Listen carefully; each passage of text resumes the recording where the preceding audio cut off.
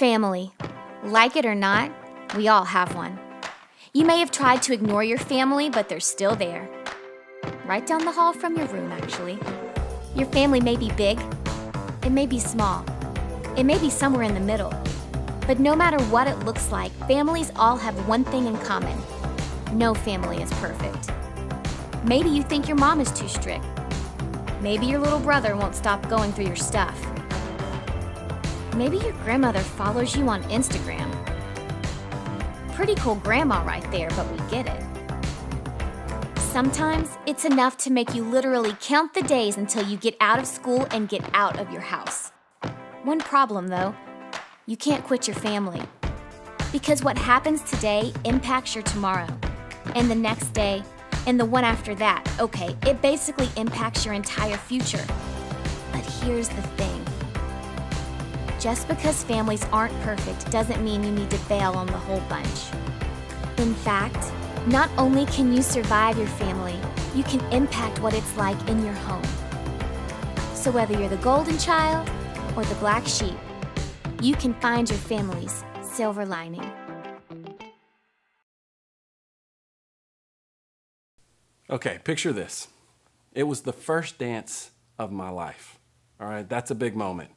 I had a huge crush on this girl named Kate Miller. I still remember it like it was yesterday. She had straight blonde hair and she was about 4 inches taller than me, but it's okay, it didn't matter. I was Foursquare king, all right? So naturally, I had some swagger.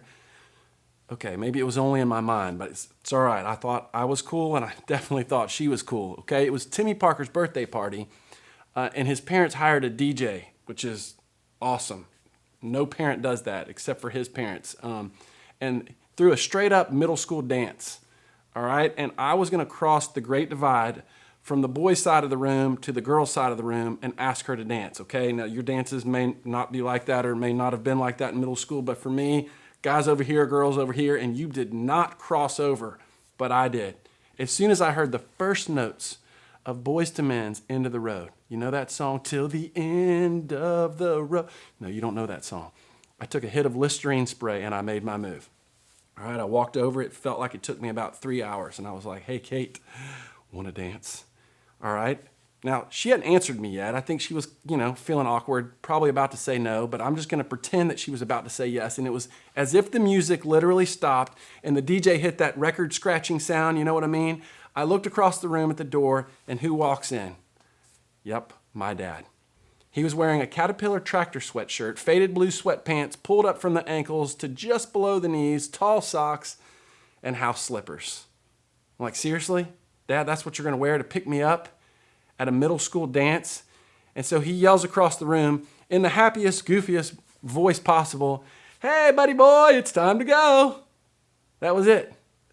Just like that, my dad ruined not only my first middle school dance, but my potential moment. All right? And you know what I learned about families in that moment? That none of them are perfect.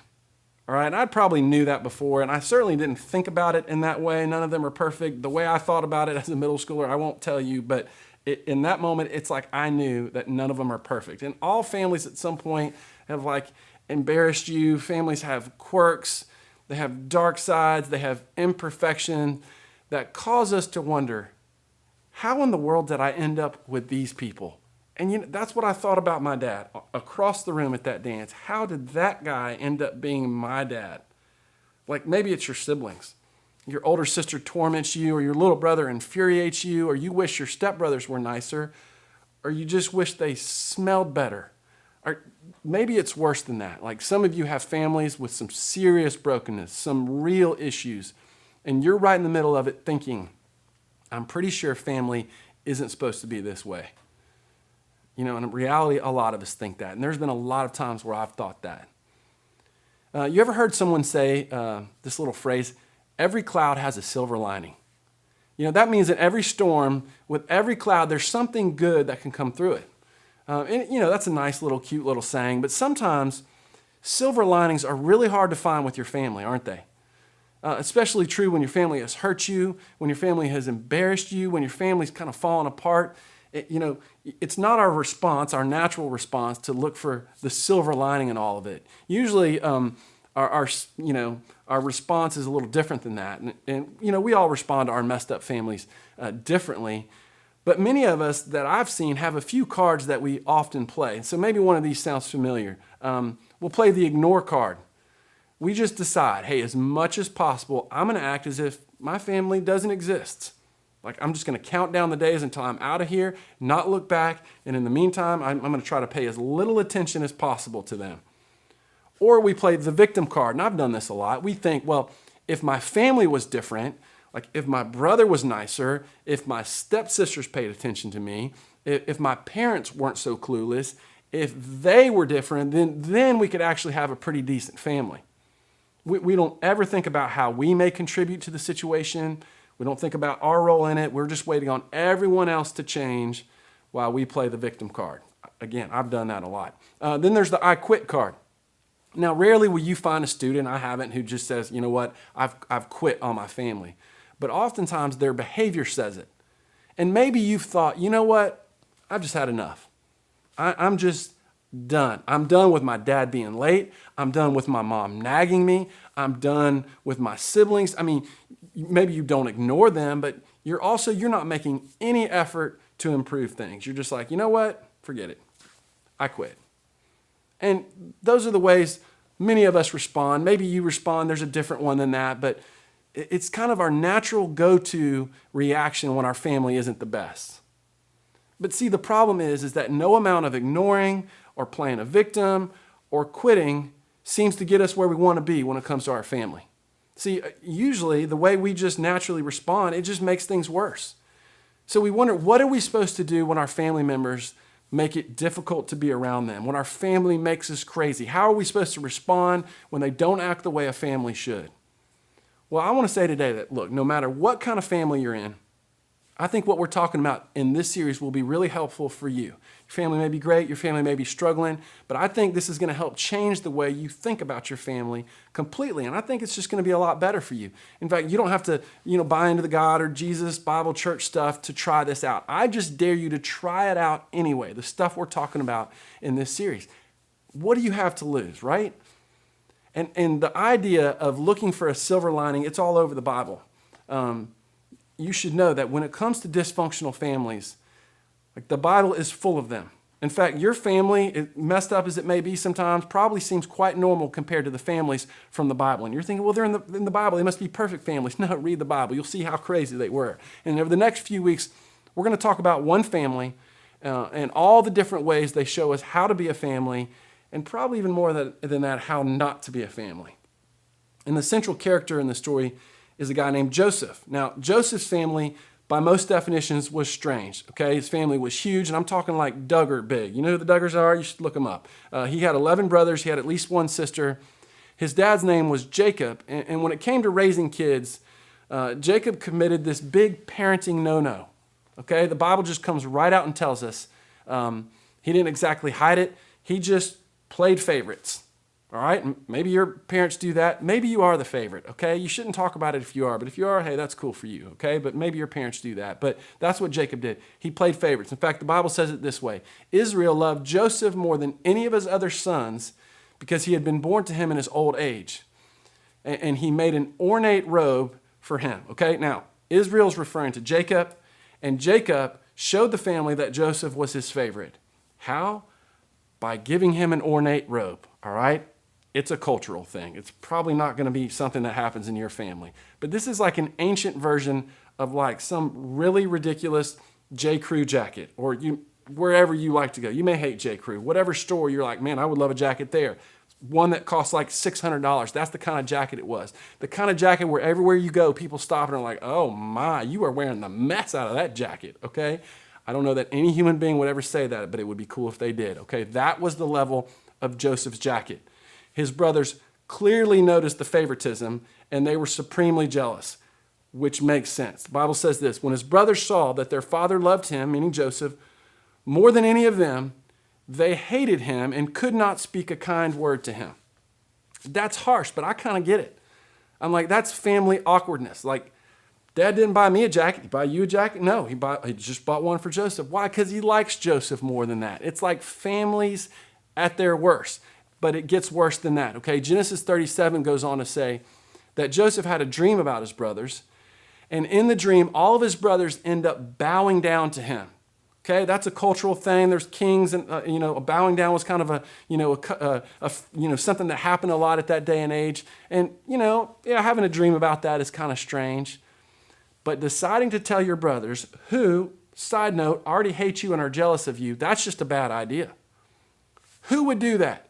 Joseph did it, which obviously just makes the tension in the family worse. All right, recap. Joseph is dad's favorite, gets him a jacket. Joseph has a dream that his brothers bow down to him, and he tells them about it.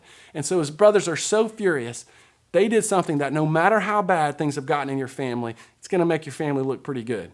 All right, his brothers were in the field tending sheep. Okay, that was a big job in the time, being shepherds. They saw Joseph coming. They just decided to kill him. Hey, I would say that's a pretty big leap from, Joseph is driving me crazy. Is he driving you crazy too? Hey, let's just kill him and be done with it. All right? I don't know how things turn like that, but they're just pretty mad, pretty jealous. Judah, one of his brothers, said, instead of killing him, let's just sell him into slavery. That way we can make a little money out of this and he still gets to live. Still not a gesture of love, not a great move for a brother, but a little more humane. So they did just that. For 8 ounces of silver, which maybe would translate to a couple $100 today, Joseph is sold by his brothers as a slave to Egypt. Talk about a bad day. Talk about a bad day with your family. Can you imagine how Joseph felt about this? Had to be so dejected. What's worse, the fact that you were sold into slavery or the fact that you were sold into slavery by your own family? And either way, I'm thinking he just thought, maybe you've thought this before, this is not how family is supposed to be. This is not what I signed up for. I didn't ask for my family, and this is the situation I'm in. But what we see is that Joseph didn't respond in any of the ways we mentioned earlier. He didn't ignore, he didn't play the victim, he didn't quit on his family. Actually, as amazing as it is, he did the exact opposite. And so for the sake of today, we're going to skip ahead several chapters and several years later to a moment that's so dramatic, it's like you could see it in a movie. And through hard work and faithfulness, through the grace of God, Joseph ends up as the prime minister of all of Egypt. And Egypt is like this powerhouse empire at the time. Joseph literally went from jail to the palace. Like he was the man in Egypt. And he had authority over all of Egypt's food supply, which was a big deal because it was during one of the most severe famines that they had ever seen. So there's a lack of food all over the place. People are traveling from all kinds of countries to Egypt. And so guess who shows up at Joseph's doorstep? His sorry, no good, sold him into slavery brothers. Now, what would you have done? How would you have responded? Just walk up, punch him in the face, get a guard to stab him with a spear. I don't throw him into jail, return the favor, sell him into slavery. On and on we can think of ways to get back at them. But this is what Joseph says. Then Joseph said to his brothers, "Come close to me." When they had done so, he said, "I am your brother Joseph, the one you sold into Egypt." And he says this, "Now do not be distressed and do not be angry with yourselves for selling me here, because it was to save lives that God sent me ahead of you." That's hard to believe. That's literally hard for me to just imagine someone saying that. Imagine Joseph saying that. He goes on. "So then it was not you who sent me here, but God. I will provide for you there where you live, because 5 years of famine are still to come. Otherwise, you and your household and all who belong to you, which is, by the way, my family, will become destitute." So instead of hating them or quitting on them, Joseph knew that even though this was not the best situation, quitting on them was not the way to react. In other words, when his family didn't act great, he still responded in a great way. When his family didn't act great, in fact, they acted pretty terribly, he still responded in an incredible way. He found a silver lining, and he loved his brothers despite how broken and dysfunctional and even cruel they were. Now, there are a few amazing things that we can take from Joseph. We can learn that God can use even the bad situations. We can see how Joseph recognized that his response to his family was pretty crucial when it came to establishing the kind of relationship they were going to have going forward. He was just basically saying, I know that how I handle this situation right now, that's going to determine the kind of quality in our relationship from here on out. And see, I think we can learn from and we can decide to do a couple things from this story. And number one is we can find compassion. Now listen, just for a minute. This may be hard to believe, but when God sees you, he doesn't see you or your family's dysfunction. Okay, now he sees it, he knows about it. I'm just saying this, he chooses to see you with compassion. He doesn't see you as the sum of all your mistakes or your family's messed up tendencies. He doesn't have a label for you that like a lot of your friends may have for you when you're at school. He sees you and your family members as people first, as human beings, as people that he loves.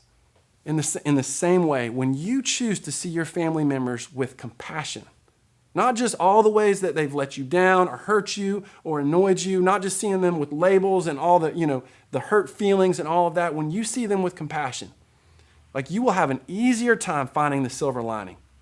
Listen, you will love more like God loves.